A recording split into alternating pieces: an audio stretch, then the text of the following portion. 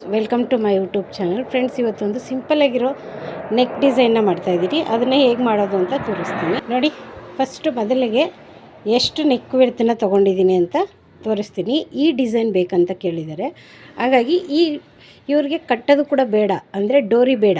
ಆವಾಗ ನಾವು ಯಾವ ರೀತಿಯಾಗಿ ಕಟ್ಟಿಂಗ್ ಮಾಡ್ಕೋಬೇಕು ಅಂತ ನೋಡಿ. ಇದು ಈ ಬ್ಲೌಸ್ದು ಕಟ್ಟಿಂಗ್ನ ಬ್ಯಾಕು ತೊಗೊಂಡಿದ್ದೀನಿ. ಈ ರೀತಿಯಾಗಿದೆ. ಮೇಲೆ ಎಷ್ಟು ವಿಡ್ತ್ ತೊಗೊಂಡಿದ್ದೀನಿ ಅಂತ ನೋಡಿ, ನಿಮಗೆ ಸಿಂಪಲಾಗಿ ತೋರಿಸ್ತೀನಿ ನೋಡಿ. 2.5 ತೊಗೊಂಡಿದ್ದೀನಿ. 2.5 ತೊಗೊಂಡ್ರೆ ಇಲ್ಲಿ ನಮಗೆ 2.25 ಬರುತ್ತೆ. ನಾನು ಶೋಲ್ಡ್ರ್ ಪಟ್ಟಿನ ಇವರಿಗೆ ಸ್ವಲ್ಪ ದಪ್ಪ ಇದ್ದಾರೆ, 6 ಇಂಚಸ್ಸನ್ನು ತೊಗೊಂಡಿದ್ದೀನಿ. ಇಲ್ಲಿ ಆರ್ಮೋಲ್ಸ್ ಬಂದು 6 ಇಂಚಸ್ನ ತೊಗೊಂಡಿದ್ದೀನಿ, ಯಾಕಂದರೆ ದಪ್ಪ ಇರೋದ್ರಿಂದ 9.25 ಚೆಸ್ಟ್ ಮೆಜರ್ಮೆಂಟ್ ಇದೆ. ಆಮೇಲೆ ನೆಕ್ ಡೀಪ್ ಅವ್ರದ್ದು 9 ಇಂಚಿದೆ. ಕೆಳಗಡೆ ಮೇಲೆ 2.5 ತೊಗೊಂಡಿದ್ದೀನಲ್ಲ, ಕೆಳಗಡೆ ನಾನು 3 ಇಂಚನ್ನ ತೊಗೊಂಡಿದ್ದೀನಿ. ಇದು ಶೇಪು ಅವರು ಕೊಟ್ಟಿರೋ ಡಿಸೈನ್ ಆಗಿರೋದ್ರಿಂದ ನಾವು ಇದನ್ನು ಹೇಗೆ ಮಾರ್ಕ್ ಮಾಡ್ಕೊಳ್ಳೋದಂತ ತೋರಿಸ್ತೀನಿ ನೋಡಿ. ಮಾರ್ಕಿಂಗ್ ಮಾಡೋಕ್ಕೆ ಬರಲ್ಲ ಅಂತ ಹೇಳಿದ್ರೆ ನೀವು ಒಂದು ಈ ಥರ ಇದಿರುತ್ತೆ ನೋಡಿ, ಶೀಟು. ಅದರಲ್ಲಿ ನಿಮಗೆ ಎಷ್ಟು ಇಂಚು ಬೇಕು ಅಂತೇಳ್ಬಿಟ್ಟು ಈ ರೀತಿಯಾಗಿ ಫಸ್ಟು ಈ ರೀತಿಯಾಗಿ ಸ್ಟ್ರೇಟಾಗಿ ಹಿಂಗೆ ಮಾರ್ಕ್ ಮಾಡ್ಕೋಬೇಕು. ಆಮೇಲೆ ನಮ್ಗೆ ಯಾವ ಕರು ಶೇಪ್ ಬೇಕು ಅನ್ನೋದನ್ನು ಈ ರೀತಿಯಾಗಿ ಮಾಡಿಕೊಂಡು ನೋಡಿ, ಶೇಪ್ ಕರೆಕ್ಟಾಗಿ ಬರೋ ಥರ ಈ ರೀತಿಯಾಗಿ ಪ್ಯಾಟರ್ನ್ ಮಾಡಿಕೊಂಡು ಈ ರೀತಿಯಾಗಿ ಮಾರ್ಕ್ ಮಾಡ್ಕೋಬೋದು. ಇಲ್ಲಾಂದರೆ ಈ ಥರ ಸ್ಕೇಲ್ ಸಿಗುತ್ತಲ್ಲ, ಈ ಸ್ಕೇಲ್ನ ನೋಡ್ಕೋಬೇಕು ನೋಡಿ. ಇಲ್ಲಿಂದ ನಮಗೆ ಅವ್ರು ಕೊಟ್ಟಿರೋ ಡಿಸೈನಲ್ಲಿ 2 ಇದೆ, ಇದು ನಮಗೆ ಬರ್ತಾಯಿಲ್ಲ. ಸೊ ಹಂಗಾಗಿ ನಾವೇನು ಮಾಡಬೇಕಂದ್ರೆ ಇಲ್ಲಿಂದನೇ ಡಿಸೈನ್ನ ಮಾಡ್ಕೋಬೇಕು. ಎಲ್ಲಿಗೆ ಬರುತ್ತೆ ಅಂತ ಇದು ಒಂದು ಮಾರ್ಕ್ ಮಾಡ್ಕೊಂಡಿದ್ದೀವಲ್ಲ, ಈ ಶೇಪಲ್ಲಿ ನಾನು ನೀಟಾಗಿ ಇದು ಸ್ವಲ್ಪ ಶೇಪ್ ಬರಬೇಕು. ಅದಕ್ಕೆ ನಾನು ಈ ರೀತಿಯಾಗಿ ಮಾರ್ಕ್ನ ಮಾಡ್ಕೊಂಡಿದ್ದೀನಿ. ಇಲ್ಲಿಂದ ಬಂದು ಈ ರೀತಿಯಾಗಿ ಮಾರ್ಕ್ ಮಾಡಿಕೊಂಡು ಇಲ್ಲಿ 1/4 ಇಂಚ್ ಮಾತ್ರ ಒಂದು ಸ್ವಲ್ಪ ಒಳಗಡೆ ತೊಗೊಂಡಿದ್ದೀನಿ. ಆಮೇಲೆ ಸ್ವಲ್ಪ ಬೆಂಡಾಗಿದೆ ಅದು ಡಿಸೈನ್ ತೋರಿಸಿರೋದು, ಅದಕ್ಕೆ ಈ ರೀತಿಯಾಗಿ ಸ್ವಲ್ಪ ಲೈಟಾಗಿ ಈಗ ಹೋಗಿದ್ದೀನಿ. ನೋಡಿದ್ರಲ್ಲ, ಇಷ್ಟೇ. ಇದನ್ನು ನಾನು ಫ್ಯೂಸಿಂಗಲ್ಲಿ ಕಟ್ ಮಾಡ್ಕೊಳ್ಳೋದ್ರಿಂದ ನೆಕ್ಕು ನೀವು ಆಮೇಲಾದ್ರೂ ಕಟ್ ಮಾಡ್ಕೋಬೋದು, ಫಸ್ಟ್ ಆದ್ರೂ ಕಟ್ ಮಾಡ್ಕೋಬೋದು. ನಾನಿವಾಗ ನಿಮಗೆ ತೋರಿಸೋದಕ್ಕೋಸ್ಕರ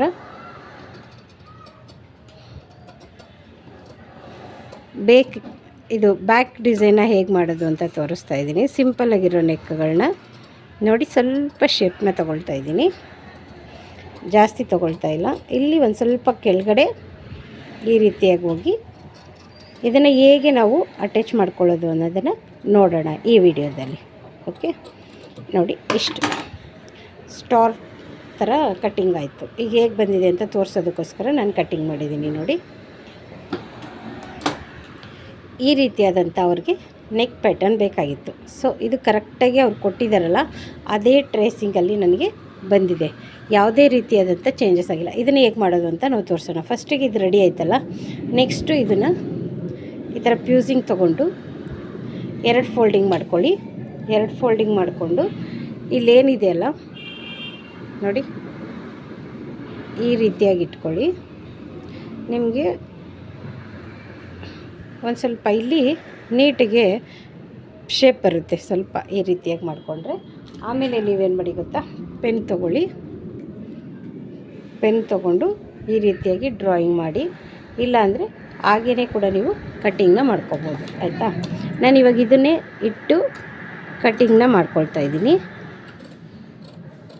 ಬೆಳ್ಗಳು ಇಟ್ಕೊಂಡಿದ್ದೀನಿ. ನೀವು ಬೇಕಂದರೆ ಗುಂಡು ಪಿನ್ನನ್ನು ಈ ರೀತಿಯಾಗಿ ಹಾಕ್ಕೋಬೋದು. ತೋರಿಸ್ತೀನಿ ನೋಡಿ. ಈ ಥರ ಗುಂಡು ಪಿನ್ ಇರುತ್ತಲ್ಲ, ಈ ಎಡ್ಜಿಗೆ ಯಾವ್ಯಾವ ಪಾಯಿಂಟಿಗೆ ಬೇಕಾಗುತ್ತೆ ಆ ಪಾಯಿಂಟಿಗೆ ಈ ಥರ ಗುಂಡು ಪಿನ್ ಹಾಕ್ಕೊಳ್ಳಿ. ಆವಾಗ ಅದು ನಿಮಗೆ ಸ್ಟಿಪ್ಪಾಗಿ ಕೂತ್ಕೊಳ್ಳುತ್ತೆ ನೋಡಿ. ಇದನ್ನು ಶೇಪ್ ಮಾತ್ರ ನೀಟಾಗಿ ಟರ್ನ್ ಮಾಡಬೇಕು, ಇಲ್ಲಾಂದರೆ ನಿಮಗೆ ಫಿನಿಶಿಂಗ್ ಅನ್ನೋದು ಬರಲ್ಲ. ಇದನ್ನು ನಾನು ಐರನ್ ಮಾಡ್ಕೊಳ್ತೀನಿ. ಐರನ್ ಮಾಡ್ಕೊಂಡು ಬಂದು ನಿಮಗೆ ತೋರಿಸ್ತೀನಿ ನೋಡಿ. ಈ ರೀತಿಯಾಗಿ ಮಾಡ್ಕೊಳ್ಳಿ. ಇದಾದಮೇಲೆ ನಮಗೆ ಎಷ್ಟು ಬೇಕಷ್ಟು ಅರ್ಧ ಇಂಚ್ ಸ್ವಲ್ಪ ಮೇಲೆ ತೊಗೊಳ್ತಾ ಇದ್ದೀನಿ. ಅದಾದಮೇಲೆ ನಾವು ಟೇಪ್ ಆದರೂ ತೊಗೋಬೋದು, ಇಲ್ಲ ಅಂದಾಜು ಮೇಲೆಯಿಂದನಾದರೂ. ನಾನು 1.5 ತೊಗೊಳ್ತಾ ಇದ್ದೀನಿ. 1.5 ಇಂಚನ್ನ ಈ ರೀತಿಯಾಗಿ ಮಾರ್ಕ್ ಮಾಡ್ಕೊಳ್ತಾ ಇದ್ದೀನಿ. ಈ ರೀತಿ ಮಾರ್ಕ್ ಮಾಡಿಕೊಂಡು ಹೀಗೆ ಒಂದು ಡ್ರಾಯಿಂಗ್ ಮಾಡ್ಕೊತೀನಿ. ಈ ಥರ ಡ್ರಾಯಿಂಗ್ ಮಾಡಿಕೊಂಡು ಇದನ್ನು ಕಟ್ಟಿಂಗ್ ಮಾಡ್ಕೊಳ್ಳೋಣ. ಹಾಗೆ ಕಟ್ ಮಾಡ್ಕೊಬೋದು, ತೊಂದರೆ ಇಲ್ಲ. ನಾನು ನಿಮಗೆ ತೋರಿಸೋದಕ್ಕೋಸ್ಕರ ಸ್ಮಾಲ್ ಮಾರ್ಕ್ನ ಮಾಡಿ ತೋರಿಸ್ತಾ ಇದ್ದೀನಿ. ನಮಗೆ ಯಾವ ಮೆಜರ್ಮೆಂಟಲ್ಲಿ ಬೇಕಾಗುತ್ತೆ ಆ ಮೆಜರ್ಮೆಂಟಲ್ಲಿ ನಾವು ಇದನ್ನು ಕಟ್ ಮಾಡ್ಕೋಬೇಕು. ನೋಡಿ, ಶೇಪ್ ನಾವು ಯಾವುದು ಬ್ಯಾಕ್ ಕಟ್ಟಿಂಗ್ ಮಾಡಿದ್ರೋ ಅದೇ ಶೇಪ್ ಬಂದಿದೆ. ಇದನ್ನು ಐರನ್ ಮಾಡ್ಕೊಂಡು ಬರೋಣ. ನೋಡಿ, ಐರನ್ನ ಈ ರೀತಿಯಾಗಿ ಮಾಡಿಕೊಂಡ್ರೆ ಇದು ಫುಲ್ಲು ಈ ಥರ ಅಂಟ್ಕೊಂಡಿರುತ್ತೆ, ಈ ರೀತಿಯಾಗಿರುತ್ತೆ. ನಾವು ಎಕ್ಸ್ಟ್ರಾ ಏನು ಪೀಸ್ ಇರುತ್ತಲ್ಲ ಅದನ್ನು ಈ ರೀತಿಯಾಗಿ ಫ್ಯೂಸಿಂಗ್ ಏನು ಇದೆಯಲ್ಲ ಅದ್ರ ಪಕ್ಕದಲ್ಲೇ ಒಂದು ದಾರದಷ್ಟು ಬಿಟ್ಟು ನಾವು ಇದನ್ನು ಟ್ರಿಮ್ ಮಾಡ್ಕೋಬೇಕು. ಈ ರೀತಿಯಾಗಿ ಬರುತ್ತೆ, ನೀಟಾಗಿ ಫಿನಿಶಿಂಗ್ ಅನ್ನೋದು ಬರುತ್ತೆ. ಒಂದು 5 ನಿಮಿಷ ಟೈಮ್ ತೊಗೊಳುತ್ತೆ ನೀಟಾಗಿ ನಾವು ಇದನ್ನು ಐರನ್ ಮಾಡಿಕೊಂಡು ಬರೋ ಅಷ್ಟರಲ್ಲಿ. ನೋಡಿ, ಈ ರೀತಿಯಾಗಿ ಈಗ ಇದು ನಮಗೆ ಬರಲ್ಲ. ನೋಡಿ, ಈಗ ಬೇಕಂದರೆ ನೀವು ಸ್ಟಿಚ್ ಕೂಡ ಹಾಕ್ಕೋಬೋದು. ನೋಡಿ, ಈ ರೀತಿಯಾಗಿರುತ್ತೆ. ಈಗ ಇಲ್ಲೇನು ಮಾಡಬೇಕಂದ್ರೆ ಈ ಎಡ್ಜ್ ಇರುತ್ತಲ್ಲ, ಈ ಎಡ್ಜಿಗೆ ಈ ರೀತಿಯಾಗಿ ಒಂದು ಅರ್ಧ ಇಂಚಲ್ಲಿ ಸ್ಟಿಚಿಂಗ್ನ ಮಾಡ್ಕೋಬೇಕು. ಈಗ ಇದನ್ನು ಸ್ಟಿಚ್ ಹಾಕ್ಕೊಳ್ಳೋಣ. ಫಸ್ಟಿಗೆ ನಾನು ಯಾವ ರೀತಿಯಾಗಿ ಅಟ್ಯಾಚ್ ಮಾಡ್ತೀನಿ ಅಂತ ತೋರಿಸ್ತೀನಿ. ಇದನ್ನು ಲೈನಿಂಗು ಅಟ್ಯಾಚ್ ಮಾಡಿದ ಮೇಲೆ ಮಾಡಿಕೊಂಡ್ರೆ ಎಮ್ಮಿಂಗ್ ಎಲ್ಲ ಮಾಡಬೇಕಾಗುತ್ತೆ. ಆವಾಗ ಅದು ಫ್ಯೂಸಿಂಗ್ ದೊಡ್ಡದಿರೋದ್ರಿಂದ ಅಷ್ಟು ನೀಟಾಗಿ ಫಿನಿಶಿಂಗ್ ಕಾಣಿಸಲ್ಲ. ಅದಕ್ಕೆ ಮೊದಲೇ ಒಂದು ಗೊತ್ತಾಗದೇ ಇರೋ ಥರ ಟರ್ನ್ ಮಾಡೋದು, ಇದು ಈ ಫ್ಯೂಸಿಂಗ್ನೇ ಗೊತ್ತಿಲ್ಲದಿರೋ ಥರ ಹೇಗೆ ಮಾಡೋದು ಅಂತ ತೋರಿಸ್ತೀನಿ. ಫಸ್ಟಿಗೆ ಈ ಲೈನಿಂಗ್ ಇದೆಯಲ್ಲ, ಈ ಲೈನಿಂಗಿಗೆ ಅಟ್ಯಾಚ್ ಮಾಡ್ಕೋಬೇಕು, ಮೇನ್ ಫ್ಯಾಬ್ರಿಕ್ಕಿಗೆ ಅಟ್ಯಾಚ್ ಮಾಡ್ಕೋಬಾರ್ದು. ಮೇನ್ ಫ್ಯಾಬ್ರಿಕ್ಕಿಗೆ ಸೈಡ್ ಇಟ್ಕೊಳ್ಳೋಣ. ಈಗ ಇದಿರುತ್ತಲ್ಲ, ಈಗೇನು ಫ್ಯೂಸಿಂಗ್ ಇರುತ್ತೆ ನೋಡಿ, ಅದನ್ನು ಈ ರೀತಿಯಾಗಿ ನೋಡಿ, ಈ ರೀತಿಯಾಗಿ ನಾನು ಇಲ್ಲಿ ಫಸ್ಟಿಗೆ ಒಂದು ಸ್ಟಿಚ್ನ ಹಾಕ್ಕೊಳ್ತೀನಿ. ಯಾಕಂತ ಹೇಳಿದ್ರೆ ಕರೆಕ್ಟ್ ಪಾಯಿಂಟಿಗೆ ಕರೆಕ್ಟಾಗಿ ಅದು ಕುತ್ಕೊಳ್ಳಿ ಅಂತ ಇಲ್ಲಿ ಒಂದು ಸ್ಟಿಚ್ ಹಾಕ್ಕೊಳ್ತೀನಿ. ಇಲ್ಲಾಂದರೆ ನೀವು ಗುಂಪಿನ ಹಾಕ್ಕೋಬೋದು. ಅದಾದಮೇಲೆ ನೋಡಿ, ನಾವೇನು ಪಾಯಿಂಟ್ ಮಾಡ್ಕೊಂಡಿರ್ತೀವಲ್ಲ ಅದನ್ನು ಈ ರೀತಿಯಾಗಿ ಇಟ್ಕೋಬೇಕು. ಇಲ್ಲಾಂದರೆ ನೀವು ಈ ರೀತಿಯಾದ ಗುಂಪಿನ ಕೂಡ ಈಗ ಹಾಕ್ಕೋಬೋದು, ತೊಂದರೆ ಇಲ್ಲ. ಈಸಿ ಮೆಥಡ್ ಏನಾದರೂ ನಿಮ್ಗೆ ಅನಿಸ್ಬೇಕಂತಂದರೆ ಈ ರೀತಿಯಾಗಿ ಮಾಡಿ. ತುಂಬ ನೆಕ್ ಟರ್ನಿಂಗ್ ಎಲ್ಲ ಇದ್ದಾಗ ನೀವು ಗುಂಪಿನ ಯೂಸ್ ಮಾಡೋದು ಒಳ್ಳೆಯದು. ನೋಡಿ, ಈ ಪಾಯಿಂಟ್ಗೆ ಇಳಿಸ್ಕೊಳ್ತಾ ಇದ್ದೀನಿ. ನೀಡಲ್ನ ಕರೆಕ್ಟಾಗಿ ಪಾಯಿಂಟಲ್ಲಿ ಕೆಳಗಡೆ ಇಳಿಸ್ಬೇಕು, ಅವಾಗೇ ಅದು ಪಾಯಿಂಟ್ ಕರೆಕ್ಟಾಗಿ ಬರೋದು. ಅದನ್ನು ನೀವು ನೋಟಿಸ್ ಮಾಡ್ಕೋಬೇಕು. ನೋಡಿ, ಈ ರೀತಿಯಾಗಿ ಪಾಯಿಂಟ್ ಏನಿರುತ್ತೆ ಆ ಪಾಯಿಂಟಿಗೆ ನೀಡಲನ್ನು ಇಳಿಸಿ ನೀವು ಈ ರೀತಿಯಾಗಿ ಟರ್ನ್ ಮಾಡೋದ್ರಿಂದ ನಿಮಗೆ ನೀಟಾಗಿ ಫಿನಿಶಿಂಗ್ ಅನ್ನೋದು ಬರುತ್ತೆ. ಅದನ್ನು ನೀವು ತುಂಬ ನೀಟಾಗಿ ಫಾಲೋ ಮಾಡಿ. ಈ ಪಾಯಿಂಟ್ ಏನಿರುತ್ತೆ ಅಲ್ಲಿ ಬಂದಾಗ ಈ ನೀಡನ್ನು ಒಳಗಡೆ ನಿಲ್ಲಿಸ್ಬೇಕು. ನೋಡಿ, ಈ ರೀತಿಯಾಗಿ ಕಾಣಿಸ್ತಾ ಇದೆಯಾ? ಈ ರೀತಿಯಾಗಿ ನಿಲ್ಲಿಸ್ಬಿಟ್ಟು ಈ ಫ್ಯಾಬ್ರಿಕ್ನ ನಮ್ಗೆ ಯಾವ ಶೇಪಲ್ಲಿ ಬೇಕು ಆ ಶೇಪಲ್ಲಿ ಈ ರೀತಿಯಾಗಿ ಟರ್ನ್ ಮಾಡ್ಕೋಬೇಕು. ಪ್ರತಿ ಹಂತದಲ್ಲೂ ನೀವು ಆ ರೀತಿ ಫಾಲೋ ಮಾಡಿದ್ರಿಂದ ನಿಮಗೆ ಪರ್ಫೆಕ್ಟಾಗಿ ಪಾಯಿಂಟ್ ಅನ್ನೋದು ಸಿಗುತ್ತೆ. ನೋಡಿ, ಈ ರೀತಿಯಾಗಿ ಕಾಣಿಸ್ತಾ ಇದೆಯಾ? ಇದಾದಮೇಲೆ ಮತ್ತೆ ನಾವು ಶೇಪ್ನ ತಿರುಗಿಸ್ಕೊಳ್ಳೋದು.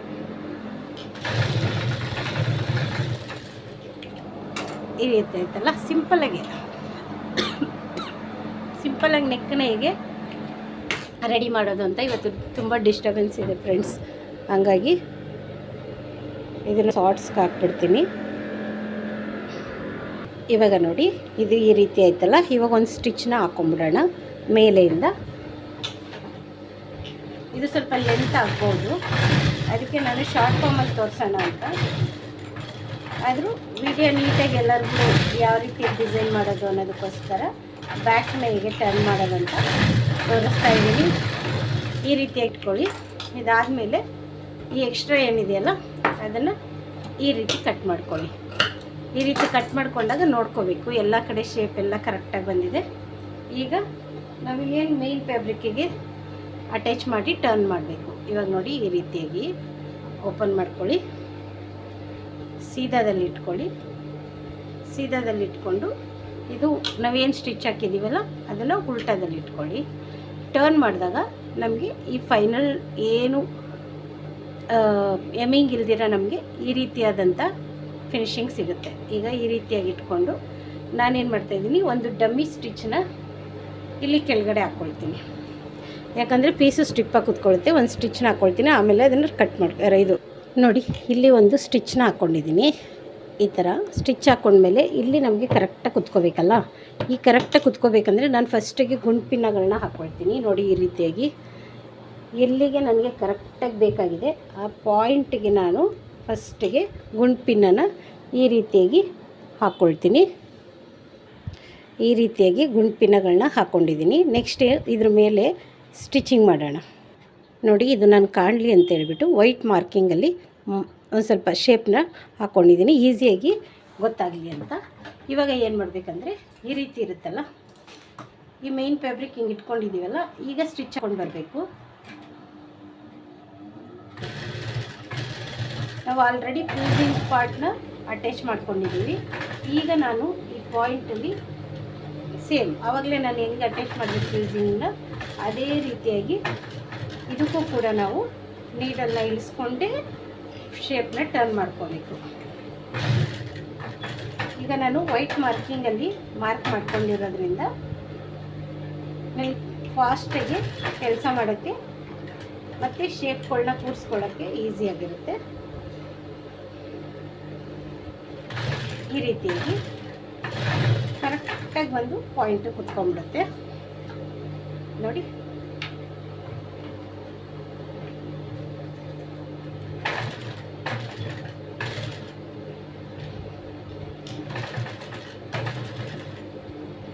ಇದಾದಮೇಲೆ ಕಟ್ಟಿಂಗ್ ಮಾಡಿಕೊಂಡು ಟರ್ನ್ ಮಾಡೋಣ ಇಷ್ಟೇ. ಇದಾದಮೇಲೆ ಗುಂಪಿನ್ಗಳೆಲ್ಲ ತೆಕ್ಕೊಂಡಿರಬೇಕು. ಇದಾದಮೇಲೆ ಇದೇನಿರುತ್ತಲ್ಲ ನೋಡಿ,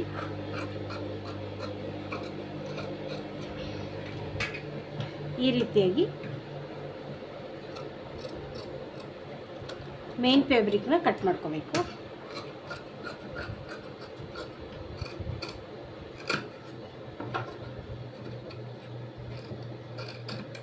ನೀಟಾಗಿ ಕಟ್ ಮಾಡ್ಕೋಬೇಕು.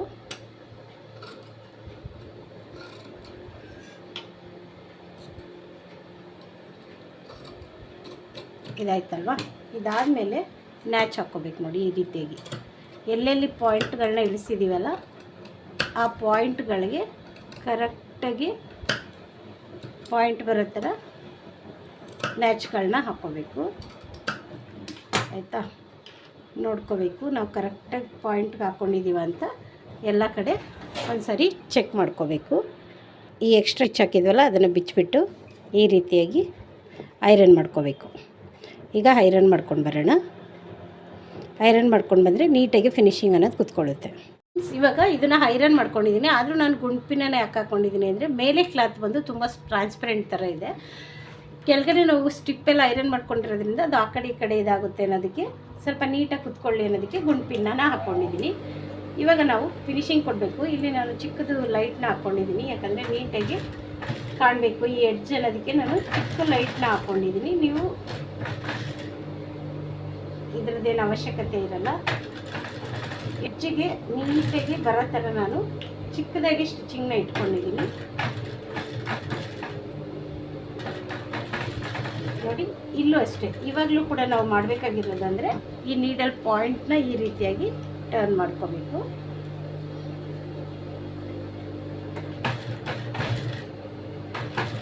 ನೋಡಿ ಪಾಯಿಂಟ್ಗಳು ಇರ್ತಾವಲ್ಲ ಅಲ್ಲಿ ಸ್ವಲ್ಪ ಕೈಯಲ್ಲಿ ಇಟ್ಕೊಂಡು ನೀವು ನೀಟಾಗಿ ಪಾಯಿಂಟ್ನ ತಿರುಗಿಸ್ಕೊಳ್ಳೋದು ಒಳ್ಳೆಯದು. ಯಾಕಂತ ಹೇಳಿದ್ರೆ ಶೇಪ್ ನೀಟಾಗಿ ಕುತ್ಕೊಳ್ಳುತ್ತೆ. ಈ ಪಾಯಿಂಟ್ ಇರುತ್ತೆ ನೋಡಿ, ಈ ಪಾಯಿಂಟಲ್ಲಿ ನಾವು ನೀಟಾಗಿ ಟರ್ನ್ ಮಾಡ್ಕೋಬೇಕು. ಮೇಯ್ನ್ ಇದೇ ನಮಗೆ ಬೇಕಾಗಿರೋ ಶೇಪ್ ಅಂದರೆ ನೋಡಿ ಈ ರೀತಿಯಾಗಿ. ಇಲ್ಲಿ ಕೂಡ ಈ ರೀತಿಯಾಗಿ ನೀಟಾಗಿ ಸ್ಟಿಪ್ಪಾಗಿ ಇಟ್ಕೊಳ್ಳಿ. ಸ್ಟಿಪ್ಪಾಗಿ ಇಟ್ಕೊಂಡು ಈ ಪಾಯಿಂಟ್ ಏನಿದೆಯಲ್ಲ ಈ ಪಾಯಿಂಟ್ ಹತ್ರ ನಾವು ನೀಟಾಗಿ ಟರ್ನ್ ಮಾಡ್ಕೊಳ್ಳೋದನ್ನ ಕಲ್ತ್ಕೋಬೇಕು.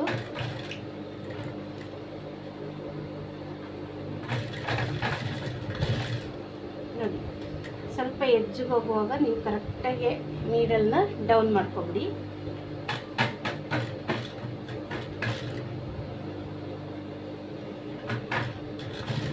ಸ್ವಲ್ಪ ಸ್ಲೋ ಆಗುತ್ತೆ, ನೀವು ಇದನ್ನು ಸ್ವಲ್ಪ ಸ್ಲೋ ಆಗಿಯೇ ಟರ್ನ್ ಮಾಡ್ಕೋಬೇಕು.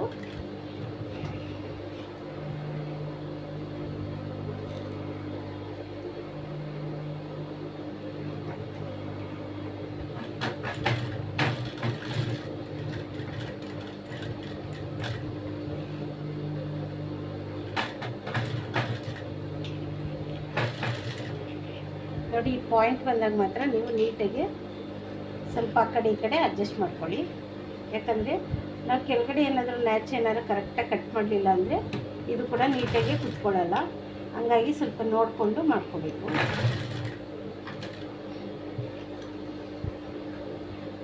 ಇದಾದಮೇಲೆ ಸೇಮ್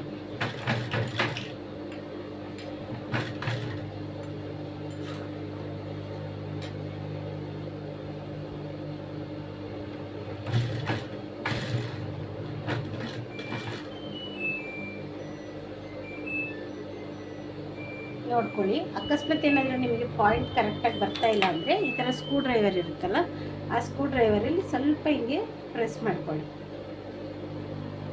ಏನು ತೊಂದರೆ ಇಲ್ಲ. ಈ ರೀತಿಯಾದಂಥ ಸ್ಕ್ರೂ ಡ್ರೈವರ್ ತಗೊಂಡು ಸ್ವಲ್ಪ ನಿಮಗೆ ಅಲ್ಲಿ ಏನಾದರೂ ಶೇಪ್ ಏನಾದರೂ ಬಂದಿಲ್ಲ ಅಂತ ಹೇಳಿದ್ರೆ ಈ ರೀತಿಯಾಗಿ ಮಾಡ್ಕೊಳ್ಳೋದ್ರಿಂದ ಅಲ್ಲಿ ಶೇಪ್ ಪಾಯಿಂಟ್ ಅನ್ನೋದು ಬರುತ್ತೆ.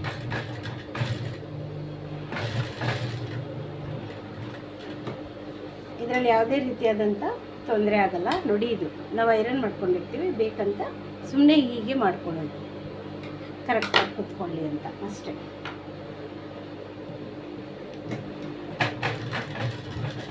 ಇದು ಫೈನಲ್ ಹೇಗೆ ಬರುತ್ತೆ ಅಂತ ನೋಡೋಣ. ತುಂಬ ಚಿಕ್ಕ ಡಿಸೈನ್ ಮಾಡಿ ತೋರಿಸ್ತಾ ಇದ್ದೀನಿ. ಇನ್ನು ಬರುವಂಥ ವಿಡಿಯೋಗಳಲ್ಲಿ ಯಾವ್ಯಾವ ಥರ ಡಿಸೈನ್ ಮಾಡ್ತೀನಿ ಅಂತ ಹಾಕೋಣ ಅಂತ ಅಂದ್ಕೊಂಡಿದ್ದೀನಿ. ತುಂಬ ಕಟ್ಟಿಂಗ್ ವೀಡಿಯೋಸ್ನ ಹಾಕಿರೋದ್ರಿಂದ, ಸ್ಟಿಚಿಂಗ್ ವೀಡಿಯೋಸ್ ಕಡಿಮೆ ಹಾಕಿರೋದ್ರಿಂದ ಇನ್ಮೇಲೆ ನಾನು ಈ ಥರದ್ದು ನೆಕ್ ಟರ್ನಿಂಗು, ಶೇಪು, ಈ ಥರದ್ದು ವೀಡಿಯೋಸ್ಗಳನ್ನ ಹಾಕೋಣ ಅಂತ ಅಂದ್ಕೊಂಡು ವೀಡಿಯೋಸ್ಗಳನ್ನ ಮಾಡ್ತಾಯಿದ್ದೀನಿ. ಕೆಲವೊಂದು ಸರಿ ಸಿಂಪಲ್ಲಾಗಿರೋ ಡಿಸೈನ್ಗಳನ್ನ ತೋರಿಸೋಣ ಅಂತ. ನೋಡಿ ಎಷ್ಟು ನೀಟಾಗಿ ಫಿನಿಶಿಂಗ್ ಅನ್ನೋದು ಬಂತು. ಈ ವಿಡಿಯೋ ನಿಮಗೆ ಇಷ್ಟ ಆದರೆ ಲೈಕ್ ಮಾಡಿ, ಶೇರ್ ಮಾಡಿ ಮತ್ತು ಕಾಮೆಂಟ್ ಮಾಡಿ, ಸಬ್ಸ್ಕ್ರೈಬ್ ಮಾಡ್ಕೊಳ್ಳಿ ಫ್ರೆಂಡ್ಸ್. Thank you.